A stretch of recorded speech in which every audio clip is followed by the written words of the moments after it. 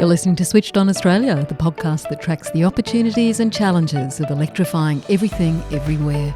Switched On is brought to you by the publishers of Renew Economy, Australia's best informed, most read website focusing on the green energy transition, and is supported by Boundless Earth, using philanthropy, investment and direct advocacy to help Australia become a global force in a decarbonised world. Hello and welcome to the Switched On podcast. Thanks for joining me. I'm Anne Delaney and I'm speaking to you from Arakwal country today, part of the Bundjalung Nation in the northern rivers of New South Wales. Over the last year, we've seen a huge increase in hot water heat pump installations in Australia. Federal and state governments have recognised heat pumps are good for the environment, good for mitigating climate change, and can reduce the cost of living for householders. Several governments now offer rebates for heat pumps, which has helped fuel the increase in the installations. But we've got a big problem looming in Australia. So big, it could turn the rollout of heat pumps, the most efficient heating system ever invented, into a train wreck if it's not addressed soon. Because not all heat pumps are the same. And it looks like Australia is at risk of getting a whole lot of cheap, inefficient heat pumps that won't mitigate climate change or reduce the cost of living for householders. As the number of hot water heat pump installations has risen, so have consumer complaints. People have reported heat pumps getting installed in lounge rooms and toilets when they should be outside, high-pressure sales tactics from installers, units stopping working in just a few months, manufacturers not replacing broken units, etc. Now, this has happened in part because we currently don't have a government-regulated minimum energy performance scheme for hot water heat pumps, like we have the star rating system for other electrical appliances. To find out more about this problem with hot water heat pumps and what we can do about it, I spoke to Chris Taylor, the Managing Director of Reclaim Energy. Chris has been working in renewable hot water for over 2 decades and started developing hot water heat pumps 8 years ago. I asked him first, though, just to remind us how a heat pump works. In very simple terms, a heat pump will heat water through the ambient air. So I don't know if you've ever gone behind a fridge and felt the fins behind the fridge and they're really, really hot. I have. Okay, yes. So heat pump works in the opposite. So basically what will happen is it'll blow out cold air. It'll take the energy from the surrounding environment and blow out cold air and basically convert that into energy, which is through the heat exchange, and heat the water in the compressor, which will then go into the tank. And what makes them efficient when they are functioning properly? I think a couple of things. One is typically compared to fossil fuel hot water sources, which is gas or electric immersion systems, they have a relatively low energy draw. So depending on the water consumption, the size of the unit, the type of the unit, the best units have an energy draw of about 3 kilowatts a day compared to an electric immersion unit, which will draw 12 to, depending on its age, 12 to 15 kilowatts a day to run, because it's like a giant kettle. As soon as you pull cold water off, or hot water off, cold water will come into the tank and the immersion element will kick in to heat the water up as an automatic default. And, about 80% of the gas that we use that's deemed as natural gas comes from coal seam sources. And so it's a very nasty technology in terms of potential damage to the environment. Now, I will get into some of the differences in heat pumps a little bit later, but just more recently, we've seen several governments introducing rebates and subsidies for householders to install heat pumps. And I want to look at both the positives and negatives of those rebates. Yep. But first, tell me about the positives. How have those rebates impacted the uptake of heat pumps? Oh, enormously. We've seen a massive uptake. I think last year there was 150,000 heat pumps installed in the market, And when you think back to 2010, which was the peak of the hot water program back in those days, where you had the federal government rebates, state government rebates, and the small scale technology program, I think they did 200,000 units in that year. So we've seen heat pumps really take the lion's share of the market, and we've actually seen that that's come at a cost to solar hot water systems. So solar hot water systems have declined significantly in terms of market penetration. And, I think one of the positives is that the governments are working to implement technologies that are designed to reduce the cost of living for householders. So what's actually happening is the governments, Labor governments at a federal and state level, are viewing this as not only good for the environment and good for mitigating climate change, but they're also viewing it as an opportunity to reduce the cost of living for householders. And so I think that's another one of the positives, if they can take pressure off people's energy bills and give them, try to give them some level of energy independence. And again, that depends on the systems that they're putting in. It also depends on if they've got any existing renewable energy technologies like PV deployed at the house. I mean, there's 3 million households in Australia that have PV, and there's something like 600,000 houses across Australia that have a heat pump in them. That's cumulative. So there's a significant opportunity to, I guess, put heat pumps into those 3 million households and further leverage their excess PV. And that's positive because that takes pressure off the grid. So we can see load shifting where excess PV can be put into the heat pump and basically eliminate or significantly reduce the running costs of heating hot water completely. Yes. I mean, you did talk about the significant rise in heat pump installations in recent years or recent year, and we're anticipating even higher growth. But we've got some problems, don't we? And I want to look at some of the negatives. I mean, the Independent Pricing and Regulatory Tribunal in New South Wales has seen an increase in complaints about the installation of heat pumps. And as you've already insinuated or implied, there's heat pumps and there's heat pumps. How are some manufacturers and installers taking advantage of the rebate schemes? To answer that, I'll probably give you a bit of perspective of the channels to market. So traditionally, 95% of hot water sales nationally would run through a plumbing merchant. So that would be a Reece, a Tradelink, Plumbing Plus, etc. And so the plumbers would go there, order their hot water unit, and that was the traditional model.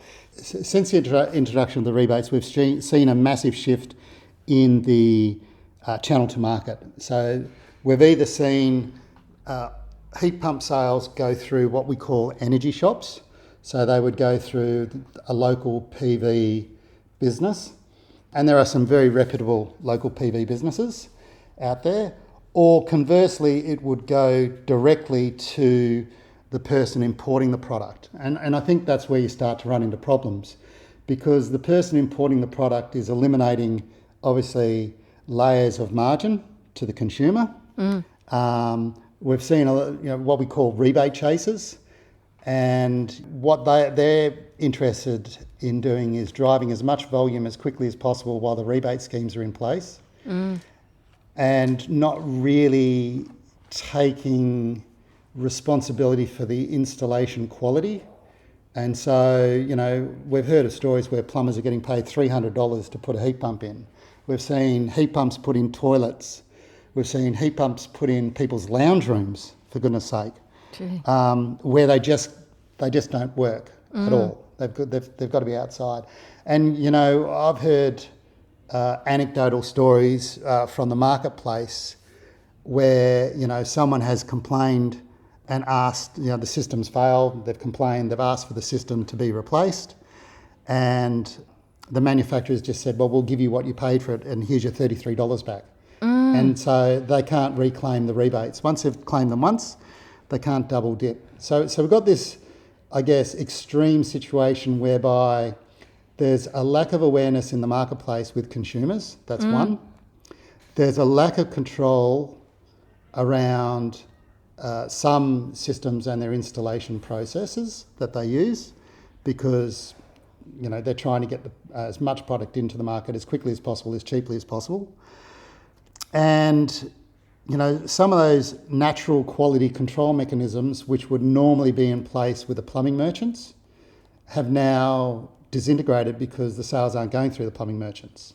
Right. So as an example, Reece, if there was a problem with a hot water system that was installed, Reece would very firmly manage the supplier to ensure that the customer, being the plumber, and the consumer were looked after. Yeah, right. Well, that doesn't occur in this channel to market. And so there's no servicing and backup for a lot of these heat pumps? Well, I worry about the technical capabilities. Anyone can go to China and bring in a cheap heat pump system. And they might pay, let's use a random number, $1,100 Australian. And then, they've got the Eskies or the Veeks, and they've got the STCs. And in Victoria, they've got the Solar Homes rebate. These are all rebates and subsidies that consumers can get. Correct. And then there's no control around how different products report their efficiency. So, the coefficient of performance, which is, in very simple terms, what output of energy you get for every 1 unit of energy that you put into the system. Some manufacturers are reporting that, we've got a COP of 6, but when you look at the fine print, they're saying calculated an ambient water temperature of 42 degrees Celsius. And I'm like, well, you're not getting 42 degrees Celsius out of your tap, particularly in Melbourne in the winter. You're probably lucky to get 11 degrees Celsius. And so that's where design challenges kick in. And, I know that probably the unintended consequences of a rebate program is that the resources required to audit these systems and quality of installation is fairly limited. And so I think Victoria is the best. I think that last I heard, the Victorian Solar Vic were auditing about 20% of heat pump installations to make sure they were compliant. But even that's a fairly low number given the volume of product that's going into the market. I think the second aspect is that there are global ramifications that are seeing poor quality product being dumped in Australia. So Europe has shut down their heat pump initiatives, so Right. they're no longer paying subsidies for heat pumps, and they were doing hundreds of thousands of units. And is this because of some of the problems that you've just outlined that we're experiencing? No, I think Europe is looking to that. There are a couple of issues in Europe. One is obviously when the Ukraine war started, gas prices went through the roof, and that's now stabilised.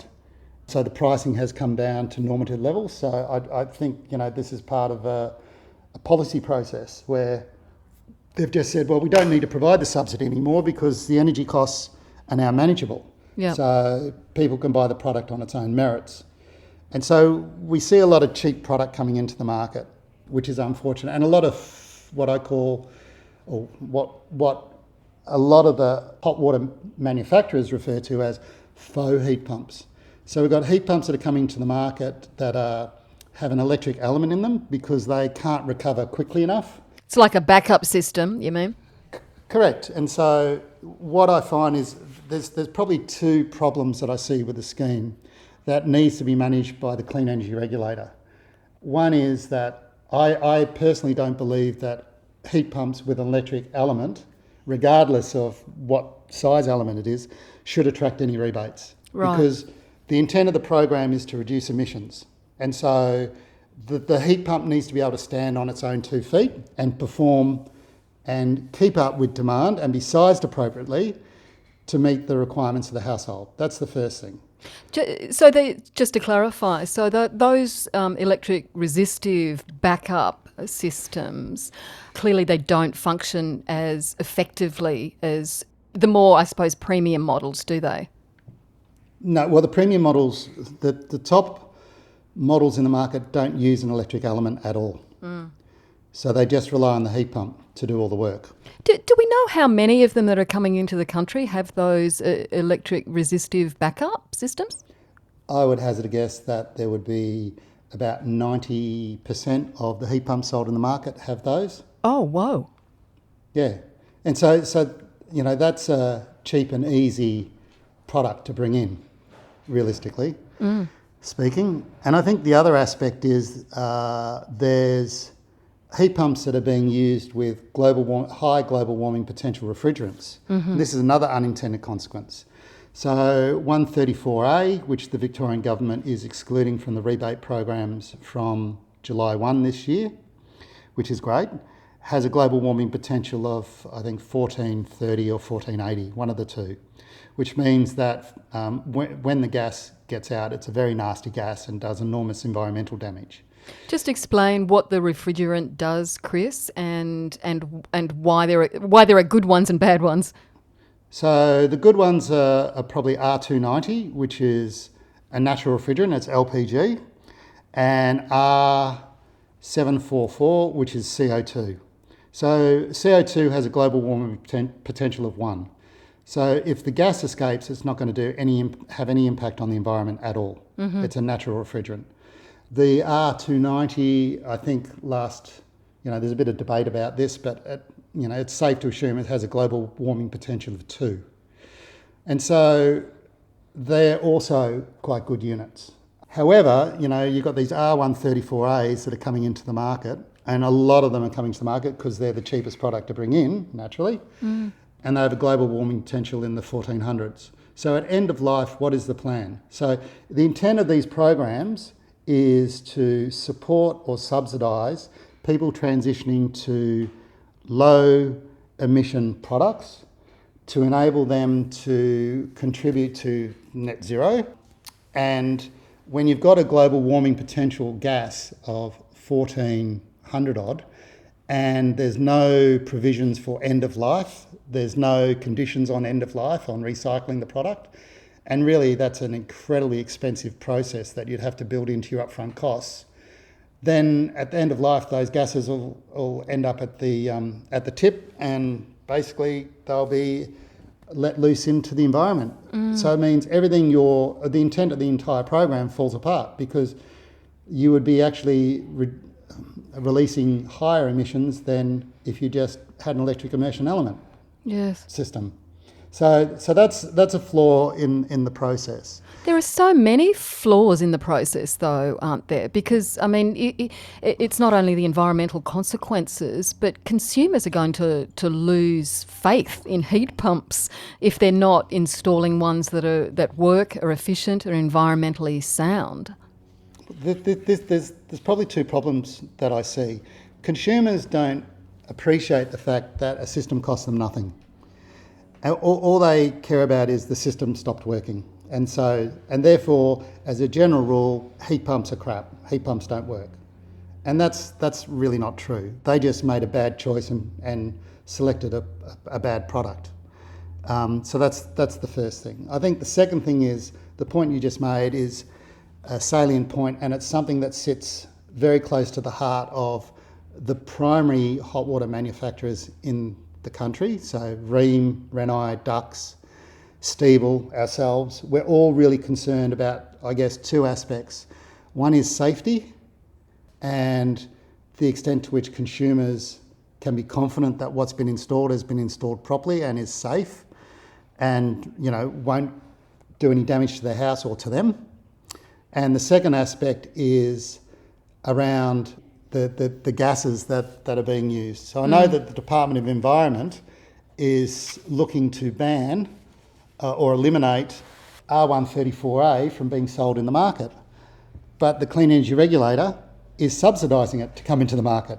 Right. So you've got two government agencies that are diametrically opposed around a certain refrigerant. And so that's a major issue. So with all the rebate programs that come into play, there's always unintended consequences. You'll always find people that will exploit the system to their own advantage. who have a very short-term view of the market and want to make as much money as possible as quickly as possible. And so, it's very difficult for the government to regulate those, make the assumption that this is how people are going to behave, because then they throw the good people in with the bad, if that makes sense. And so what we want to do is, as an industry, as a hot water body, is we want to work in partnership with government to support them to amend the programs to make sure that problems for consumers are minimised, if not eliminated, and that heat pumps don't get the bad rap that we're just talking about. Yes. Is one of the problems that we have to solve making it easier for consumers to choose a heat pump that is effective? Because it's incredibly difficult for householders to do that without a government-regulated Energy Star rating system like we have for some other electrical appliances. And my understanding is that we're still a couple of years away from getting them. Yep, and so the cart's in front of the horse. So minimum energy performance ratings for products, for hot water products, I think need to be introduced so that consumers can sit there and look. And then there also needs to be a consistent frame of reference around aspects like COP, recovery time, energy draw from the element, if they're using an element, if they're going to continue to fund that. It's putting a lot on consumers though, isn't it? It's putting an enormous amount on consumers because, all the consumer wants to do, like hot water is an entitlement. They just want to turn the tap on and get hot water. And as long as every time they turn the tap on, they get hot water, they're going to be happy. It's only when they turn the tap on and it's cold or it doesn't work or they've got problems that you're going to start to, see this become a bigger issue. And particularly with the numbers that we're talking about being deployed in the market, there's for every action, there's a consequence. And I think, one of the consequences is timing. So, we've seen 160,000 units go in this year. If they're going to fail, when are they going to fail? Do they fail in the first 6 months? Do they fail in 12 months? Do they fail in 18 months? And so, we don't know as a marketplace what is coming down the pipeline, if that makes sense. Yes, definitely does. And one of the problems is that if those units do fail, whether or not it's 6 months or 12 months or whenever, people aren't going to be able to access another rebate to buy a more efficient heat pump, are they? Correct. So then they'll go back to what I would refer to as the cheapest option. And the cheapest option will be an electric immersion system if they've got electricity connected, and particularly in Victoria where they can't install gas anymore. So in addition to not subsidising what you call the faux heat pumps, and in addition to getting some government-regulated Energy Star rating system, what else needs to be done to ensure that this rollout of heat pumps, because it's going to get bigger, what do we need to do to make sure that it is going to be effective? I think the government needs to, or the industry probably, more so than the government. So the hot water industry needs to take responsibility for calculating and auditing the heat pumps that are coming into the market and provide a genuine summary of their efficiency and their running costs. Because what you have is, I mentioned the primary hot water manufacturers who've been stable and been in the marketplace for years. There's a lot of people that have come into the market in the short term and they misrepresent the performance of their product. They misrepresent the performance of other products deliberately. And so, as an example, my unit is not the cheapest unit in the market. It's designed to maximise people's efficiency. It's got the longest warranty of any heat pump that's available on the market. It provides labour and parts warranty over an 8-year period. And then you find these cheap products that are coming to the market saying, oh, they're too expensive. Why would you pay that much for a product? I'm like, because you get the backup support, it's going to work, you're minimising your energy draw over an 8-year period, and you're going to have the benefit of knowing that there's a stable manufacturer that's been around since 2003 that's going to back you up. But at the end of the day, that the only attack that they can launch on us is, oh, they're expensive. And so if products are cheap, you've got to ask yourself the question, why are they cheap? Why can I get this product for $33? And really, is that something that I want to base the next 10 years on? Paying $33 for a product and hoping that it lasts, and hoping that the guys that sold it to me or brought it into the country will be around to back it up and support it? Because at the end of the day, they probably won't. And then you're going to have all sorts of consumer law issues and challenges. You mentioned that we need industry audits, but if we've got elements of the industry that are gaming the system anyway, why should we trust the industry to do this? Because there are elements of the industry that are sincerely concerned and have a vested interest in the hot water industry in general, not in the heat pump market. They're concerned about what this is going to do to the heat pump category, naturally. But, when you've got major manufacturers like Rheem, Rinnai, Dux, and it's a very competitive industry, the hot water industry. We enjoy a friendly, combative relationship with each other. And the one thing I can tell you is out of this process, it's actually brought the major players in the hot water industry together. Right. And it's brought them together around two aspects. One is protecting consumers, and secondly, making sure that, government programs are not being exploited for personal gain, that the intent of the program is actually being honoured. And so that I guess is the two key aspects that we talk a lot about. Is about quality of installation. We talk about how we can work in with the Master Plumbers Association, because the Master Plumbers Association, particularly in New South Wales, are extremely concerned about what is taking place in the market and what they're seeing. And again, I go back to say that, from a government perspective, there's always a lag. But we can't rely on government to do it all. Industry needs to play its part. Industry needs to put its hand up and say, you know what, we want to make some recommendations. And we are working together with the Energy Efficiency Council to outline a heat pump roadmap strategy that the government can consider and look at. And we're all working, positively and collectively to try to address some of the key challenges that we see. Because these subsidies and the influx of all these cheaper product coming in, that must be having a fairly deleterious effect on local manufacturers as well. Well, yes, because when you've got local manufacturers that are geared up to make traditional hot water products, yes, naturally it's going to impact on their sales. And I think there's, as a rough rule, there's about 700,000 hot water units that are replaced every year just because of end of life or people's changing circumstances. And so when you factor that in, and you've seen 160,000 heat pumps go out the door, and when you think about cumulatively, there's only 600,000 that have been deployed in total. That's a massive shift in terms of product focus and popularity. The United States has taken quite a different approach with their Inflation Reduction Act. They've allocated some quite serious funding to accelerate the domestic production of heat pumps. Yep. Would you like to see something like that? I would. Clearly organisations like Rinnai, Rheem and Dux have the capability to manufacture here in Australia.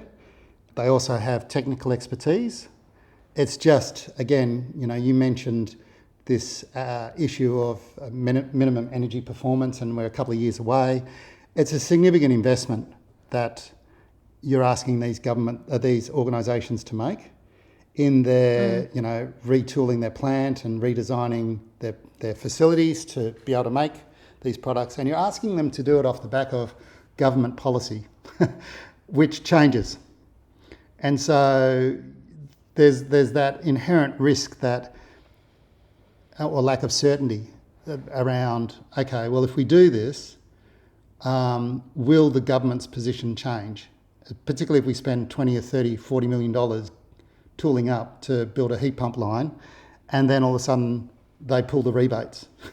Where does that leave us? Yes. And then do heat pumps then go back to what they were before these programs started? So do they go back to 20,000 units a year? And when you think about what will happen then is all the fly-by-nighters will pretty much disappear, and you'll be left with, a core group of businesses that will trade in this space.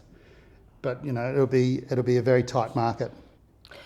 While we're waiting for things to change to make the whole system that the heat pumps, installations, importations, etc., regulations, while we wait for all of that to happen, what should householders look for when they're buying a heat pump? Okay, so it depends on their circumstances. So that's probably the first starting point. I know that, there are some manufacturers out there who are sitting there saying, just buy a 180 litre hot water system and it'll keep up with your demand for a household of 4, which is, when you think about the energy draw, if they've got an energy draw in the morning and an energy draw at night, and they're really punishing that system, they'll run out of hot water. And then the recovery rate, if they're relying on an electric immersion element, particularly at night time or in Melbourne, is going to be incredibly slow. So I think, my advice would be, at this point in time, you've got a lot of support from the government. You need to be thinking about what is the optimum system that I can get, because you're not going to get that support again. Once these programs end, then they end. And so if you've got, $2,500-3,000 worth of government rebates, from my perspective, I'd be using that to buy the premium products, not to be getting a $33 product. I think, if you sat there and said, okay, it's a $33 product, I could probably get it for $2,000 out of pocket, then, you're talking about getting a premium product for probably the same out-of-pocket expense after rebates. So for me, it's about, looking at the refrigerant, looking at whether the system has an element in it or not, looking to see how long the brand has been in the market. So, you've got people who did lighting, part of the lighting program, who have now jumped into hot water. I'm like, I don't know what they know about hot water, because they were giving away light globes for free.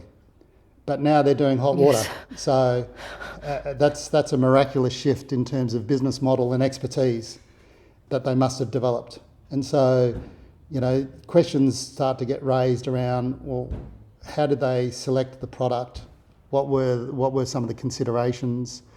Was it around, this product's good because we can manipulate it to maximise the rebates, which we've seen some manufacturers do. They've changed the design because they know how to maximise the rebates. And what that means is that the people have a higher energy draw. So it's going to cost them more to run over the life of the product. But they sit there and they can claim that, this is the most efficient product in the market, or this product is really efficient compared to these products. And why would you buy a more expensive product when you can have this product? Get a system that you can monitor yourself. One of the things that I always encourage people to do is, I don't want to use the car analogy that if your car can go up to 200 kilometres an hour, take it for a ride on the freeway and see if it can do that, because you can't do that here. But but if someone's sitting there selling you a product and saying this is what you're going to save, then you at least want to have a monitoring tool that allows you to then look at what the consumption is and hold the manufacturer accountable. Because if the manufacturer is publishing documentation that says this product does this, that needs to be backed up with evidence, and the best evidence should be in the customer's hands. So that's the second aspect. Third aspect they should look at is flexibility. So how flexible is the system in terms of allowing me to adjust the operating parameters of it to suit my particular requirements. So as an example, if someone's got PV on the roof at the moment, they might sit there and want to run it from 10 to 4 during the day when PV is working at its optimum level, because they don't want to export to the grid. And so they want to use the heat pump running during those hours to provide them with, in essence, free hot water.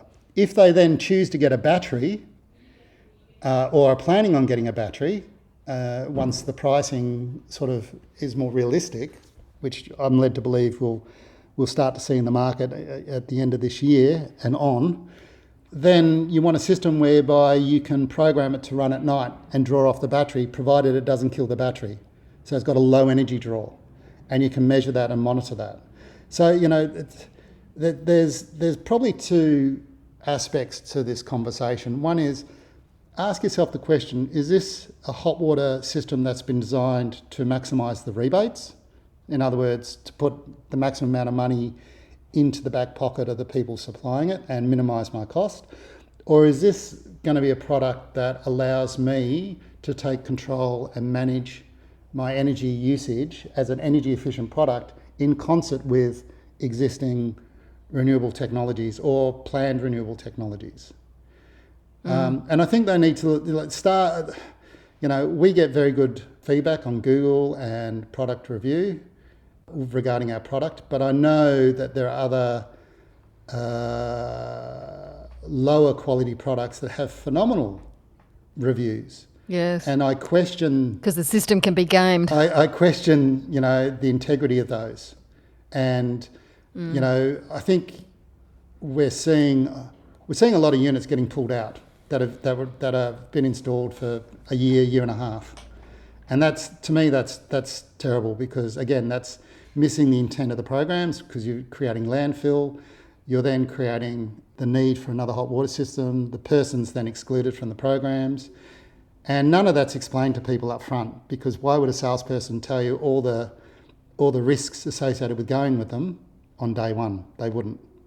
And that's ethics for me, from my perspective. Absolutely. So on top of those things that you've suggested consumers look out for, surely to cover some of that, good, strong, long warranties? Good, strong warranties that are real warranties, that the company's going to be around for the duration.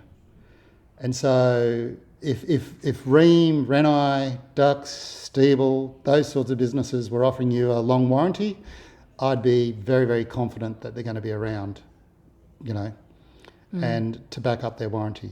If someone who's evolved from the lighting industry offered you a 7-year warranty, then I'd be questioning whether they actually will still be in the hot water marketplace in 7 years from now.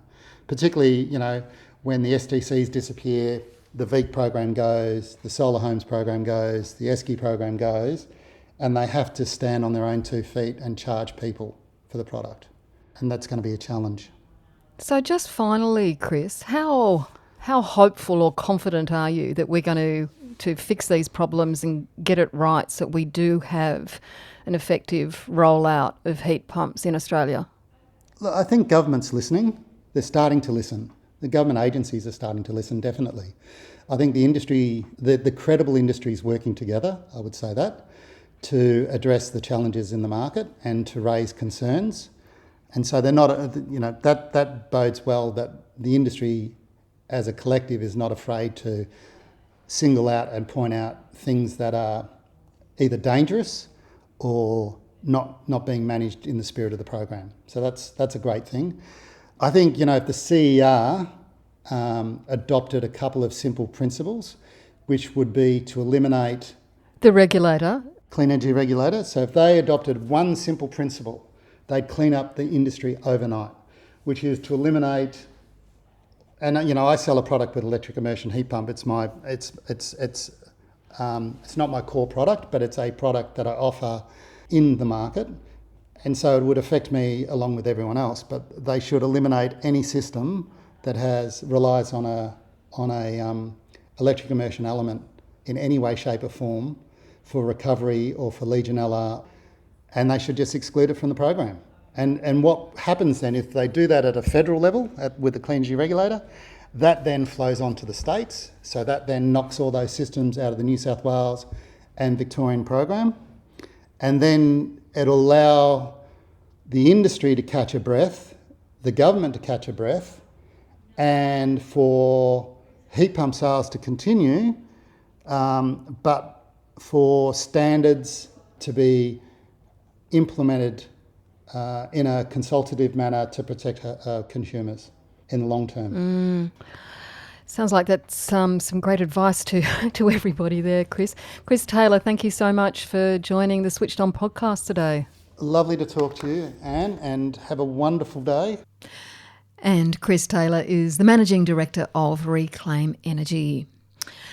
Now, for anyone who wants to buy a hot water heat pump, while we have rebates, but we don't have minimum performance standards, and they don't want to end up buying a lemon, I've posted an article on the Switched On website with some top tips from Chris on how to do that.